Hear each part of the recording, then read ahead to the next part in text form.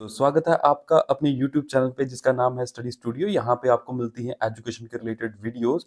दोस्तों, जो हमने एक सीरीज शुरू की है वो सीरीज जो हमने CUT एग्जाम के रिलेटेड सब्जेक्ट बिजनेस स्टडीज के रिलेटेड शुरू की है। पिछली वीडियो में हमने पढ़ा था nature and significance of management के MCQ। इस वीडियो में हम पढ़ेंगे प्रिंसिपल ऑफ मैनेजमेंट के MCQ। ठीक है बच्चों, तो एक एक करके हम MCQ पढ़ते जाते हैं और आप अपने आंसर मैच करते जाना। ठीक है, तो सबसे पहले जो हमारे पास MCQ है बेटा, वो दिया गया है principle of management are not universal, flexible, absolute या बिहेवियरल। तो आप में इसमें से करेक्ट आंसर ढूंढना है। तो प्रिंसिपल ऑफ मैनेजमेंट क्या है नहीं है इसमें से, तो आपको पता है इसका सही आंसर रहेगा एब्सोल्यूट। ठीक है, राइट आंसर क्या रहेगा इसका बेटा? एब्सोल्यूट राइट आंसर रहेगा। नेक्स्ट क्वेश्चन की तरफ बढ़ते हैं। नेक्स्ट क्वेश्चन क्या है? नेक्स्ट क्वेश्चन है how are principle of management formed. कि जो प्रिंसिपल ऑफ मैनेजमेंट है वो कैसे फॉर्म्ड हुआ था। तो कैसे होता है तो देखते हैं। इन ए लेबोरेटरी में हुआ था, या बाय एक्सपीरियंस ऑफ मैनेजर, या बाय एक्सपीरियंस ऑफ कस्टमर, या by propagation of social scientist. तो इसका राइट आंसर आपको सबको पता है कि बाय एक्सपीरियंस ऑफ मैनेजर के से हुआ था ये। राइट आंसर क्या है? By experiences of manager. ठीक है, चलो बढ़ते हैं नेक्स्ट क्वेश्चन की तरफ। नेक्स्ट क्वेश्चन क्या है? The principles of management are significant because of. A part में कहता है increase in efficiency, B part में इनिशिएटिव, सी पार्ट में ऑप्टिमम यूटिलाइजेशन ऑफ रिसोर्सेज, और डी पार्ट में एडेप्टेशन टू चेंजिंग टेक्नोलॉजी। तो आप ढूंढिए आंसर क्या हो सकता है। Principle of management are significant because, क्यों? क्योंकि ये क्या करते हैं? Increase in efficiency, increase in efficiency ये बढ़ाते हैं। तो ये इसका राइट आंसर रहेगा। नेक्स्ट क्वेश्चन क्या कहता है हमें?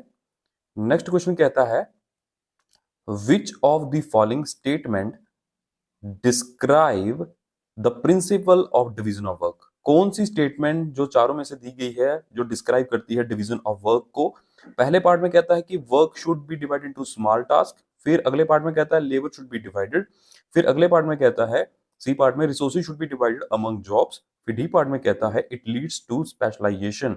तो क्या रहेगा इसका करेक्ट आंसर? इसका करेक्ट आंसर बेटा फर्स्ट पार्ट ही रहेगा जो कहता है work should be divided into small task. ठीक है, ये इसका राइट आंसर है। आपने मीनिंग इसका याद भी किया होगा, तो उसमें हमने पढ़ा होगा। तो नेक्स्ट वाला जो हमारा मल्टीपल है वो कहता है शी या he keeps machines, materials, tools ready for operation, concern workers whose work is described by this sentence under functional foremanship। तो जो ऊपर उन्होंने बोला सेंटेंस लिखा है वो किसके अंडर आएगा? फंक्शनल फोरमैनशिप के। आप देखो उन्होंने लिखा था पर शी या he keeps machine, material, tools etcetera ready for operation by concern worker. तो हमें ए पार्ट में उसने बोला instruction card clerk, B part में बोला रिपेयर बॉस, और सी पार्ट में बोला गैंग बॉस, और डी पार्ट में बोला रूट बॉस। तो आपको पता है कि इसका आंसर जो एग्जैक्ट रहेगा वो रहेगा बेटा, वो रहेगा गैंग बॉक्स। सी पार्ट इसका करेक्ट आंसर रहेगा। चलो अगले क्वेश्चन की तरफ बढ़ते हैं। अगला क्वेश्चन में कहता है which of the following is not a principle of management given by Taylor. इनमें से कौन सा प्रिंसिपल नहीं है जो टेलर ने दिया है? सबसे पहले कहता है ए पार्ट में science not rule of thumb, ठीक है, और अगले पार्ट में कहता है फंक्शनल फोरमैनशिप, फिर कहता है मैक्सिमम नॉट रिस्ट्रिक्टेड आउटपुट, फिर कहता है हार्मोनी नॉट डिस्कॉर्ड। तो कौन सा रहेगा आपके हिसाब से? चेक करें। तो राइट आंसर है इसका फंक्शनल फोरमैनशिप। क्या आंसर रहेगा राइट आंसर इसका? फंक्शनल फोरमैनशिप इसका राइट आंसर रहेगा। ठीक है, आगे बढ़ते हैं। क्या लिखता है? Management should find best way to perform a task which technique of scientific management is defined in this statement। management should find one best way to perform a task which technique of scientific management is defined in this statement। इस statement को कौन सी technique define करती है? तो हमारे पास option रहेंगे बेटा, time study लिखा है उन्होंने, और उसके बाद बी पार्ट में है मोशन स्टडी, फिर लिखता है फैटिग स्टडी, फिर लिखता है मेथड स्टडी। तो राइट आंसर क्या रहेगा बेटा इसका? राइट आंसर बेटा जो रहेगा वो रहेगा मेथड स्टडी। क्या रहेगा इसका answer? Method study. Next question की तरफ बढ़ते हैं।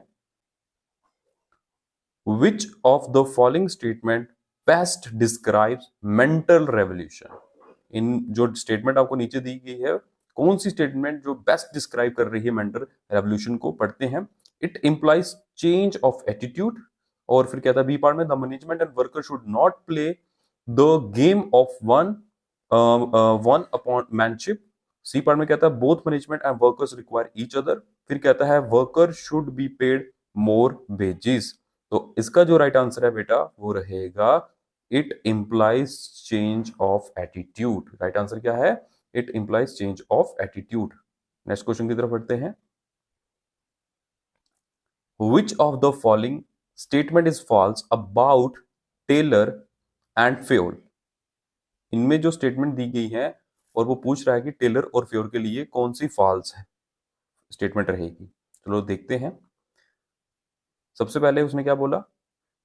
Taylor was a mining engineer whereas Fayol was a mining engineer, sorry, Fayol was a mining engineer whereas Taylor was a mechanical engineer. B part में कहता है Fayol principles are applicable in specialised situation whereas Taylor principle have universal application.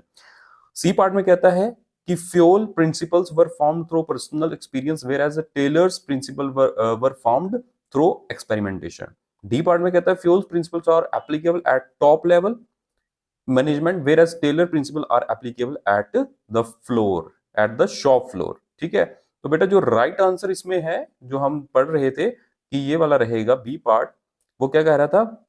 Fuels principles are applicable in specialised situation whereas Taylor principle have universal application. नहीं, ये इसका wrong है statement.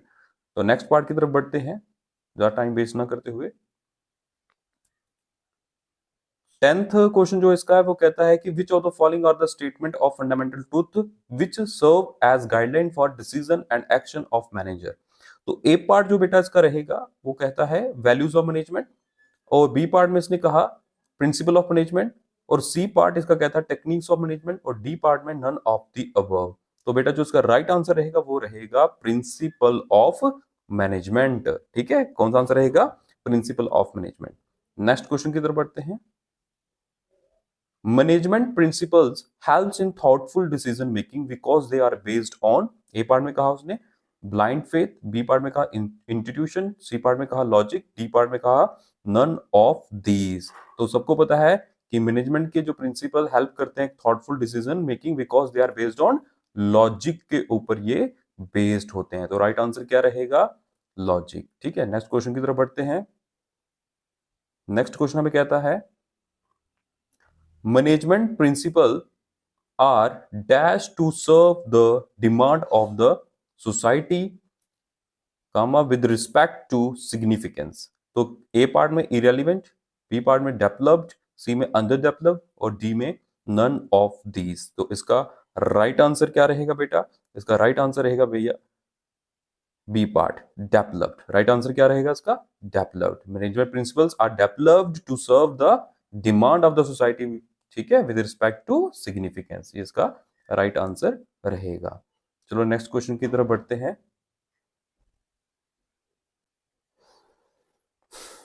Next question जो हमारा है 13th वाला, वो कहता है identify the reason from the following by principle of management do not provide readymade solution to all manager decision. तो ए पार्ट में उसने कहा because they provide general guidelines to the manager, because they are evolved और developed by personal experiences of the manager. C part में कहा because management principle are ethical in nature, और D part में कहा all of the above. तो बेटा right answer आप सबको पता है कि जो मैनेजमेंट उसने कहा by principle of management do not provide readymade solution to all manager decision because they provide general guidelines to the manager. जो राइट आंसर रहेगा बेटा इसका ए पार्ट इसका राइट आंसर रहेगा। तो नेक्स्ट क्वेश्चन की तरफ बढ़ते हैं। नेक्स्ट क्वेश्चन कहता है the main objective of motion study is, main objective क्या है? तो इसका राइट आंसर रहेगा बेटा to determine and eliminate the unnecessary moment. Right answer क्या रहेगा इसका बेटा? To determine and eliminate the unnecessary moment. ठीक है, ये इसका राइट आंसर है। अगले क्वेश्चन की तरफ बढ़ते हैं टाइम ना वेस्ट करते हुए। 15 क्वेश्चन हमें कहता है which technique of scientific management suggest that a disciplinarian should be appointed under the planning in charge in order to maintain discipline among worker. तो ए पार्ट में कहता है हार्मोनी, और नॉट डिस्कॉर्ड, फिर बी पार्ट में कहता है कॉपरेशन नॉट इंडिविजुअलिज्म, और सी पार्ट में कहता है फंक्शनल फोरमैनशिप, और डी पार्ट में कहता है नन ऑफ द अबव। तो बेटा जो इसका राइट आंसर रहेगा वो रहेगा हमारा सी पार्ट। राइट आंसर क्या रहेगा हमारा? सी पार्ट रहेगा, फंक्शनल फोरमैनशिप। ठीक है, आगे बढ़ते हैं नेक्स्ट क्वेश्चन की तरफ। अंडर विच सिस्टम ऑफ बेक payment wages are paid on the basis of work done? तो इसका राइट आंसर डी पार्ट रहेगा।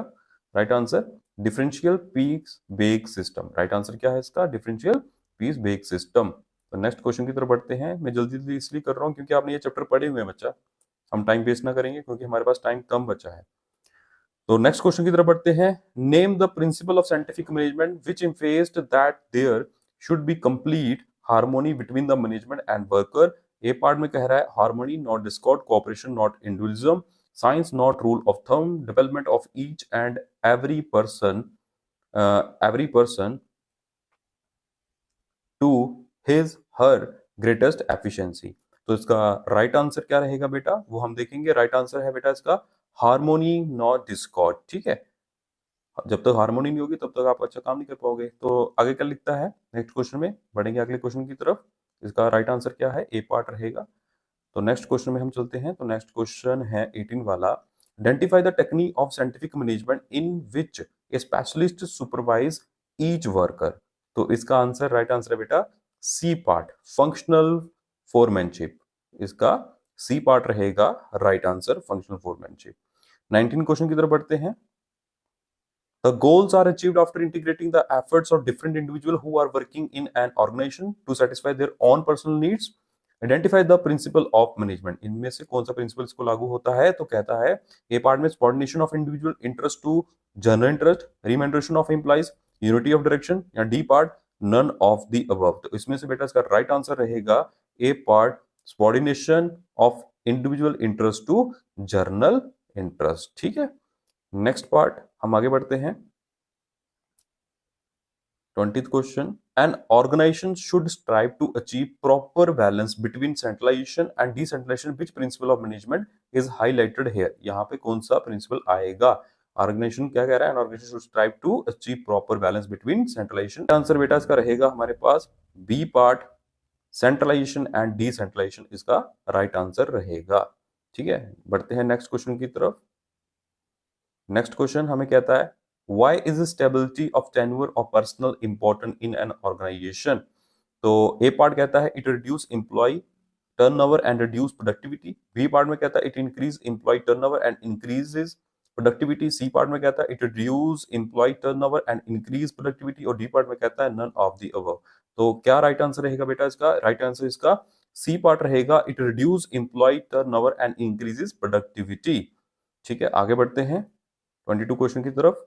What does principle of initiative indicate? ये प्रिंसिपल क्या इंडिकेट करता है? तो कहता है it indicates that employee at all level should be encouraged.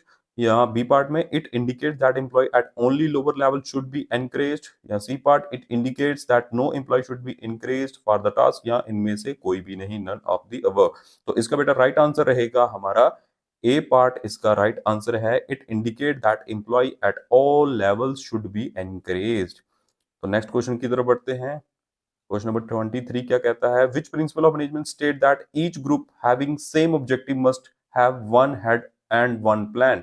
तो पहला इसका जो आंसर ए पार्ट है principle of equity, B part principle of unity of command, C part principle of unity of direction, D part principle of authority and responsibility. तो इनमें से बेटा कौन सा राइट आंसर है? तो बेटा इसका राइट आंसर बनेगा C part principle of unity of direction. वही आपको सेम ऑब्जेक्टिव को अचीव करने के लिए बताता है। ठीक है, आगे हम चलेंगे। आगे डी 24 क्वेश्चन कहता है identify the positive effect of principle of equity. तो ए पार्ट है it ensure loyalty among the worker, B part cordial relation between workers and manager, C part congenial atmosphere within the organisation, फिर D part all of the above. तो इसका बेटा right answer क्या रहेगा? Right answer है all of the above. इसका right answer रहेगा question number 24 का। तो आगे बढ़ते हैं क्वेश्चन की तरफ। Which principle means that an employee should receive order from one superior only. तो A part coordination, B part unity of command, D C part discipline और D part unity of direction. बेटा जो इसका right answer रहेगा वो B part रहेगा, unity of command. ठीक है, क्या राइट आंसर रहेगा? Unity of command. तो बढ़ते हैं अगले क्वेश्चन की तरफ। Which of the following techniques rely on operation research and process chart to minimize the cost of production and maximize the quality of product and satisfaction of customer? तो इसका right answer रहेगा बेटा question number 26 का, वो रहेगा method study. क्या रहेगा इसका आंसर? Method study. तो अगले क्वेश्चन की तरफ बढ़ते हैं। बेटा मैं थोड़ा जल्दी जल्दी इसलिए कर रहा हूँ क्योंकि हमें टाइम वेस्ट नहीं करना है। How many principles given by Henry Ford? जो सबको पता है 14 प्रिंसिपल। ठीक है, बढ़ते हैं नेक्स्ट क्वेश्चन की तरफ। 28, Ling Dang HR manager of XIU limited expect his subordinates to work for happiness and pleasure of being in organization, which principle of management is being overlooked? तो इसमें कौन सा प्रिंसिपल लागू होगा? वो प्रिंसिपल बेटा लागू होगा सी पार्ट, क्योंकि वो एक क्या है? Remuneration of employees. C part इसका आंसर रहेगा। ठीक है, राइट आंसर क्या रहेगा बेटा? सी पार्ट इसका राइट आंसर रहेगा, रिम्यूनरेशन ऑफ एम्प्लॉइज। तो बेटा ये थे हमारे MCQ, वो प्रिंसिपल ऑफ मैनेजमेंट चैप्टर के रिलेटेड। तो पहले हमने जो पढ़ा था वो पढ़ा था नेचुरल सिग्निफिकेंस ऑफ मैनेजमेंट, आज हमने पढ़ा प्रिंसिपल ऑफ मैनेजमेंट के MCQ। तो उम्मीद है आपको ये वीडियो अच्छी लगी होगी। तो बेटा वीडियो को जरूर लाइक करें और चैनल को सब्सक्राइब कर दें अगर चैनल पे नए हो। तो इसके बाद हम थर्ड पार्ट बनाएंगे जो इसके अगला वाला चैप्टर होगा आपकी बुक के हिसाब से। तो तब तक के लिए जय हिंद, जय भारत।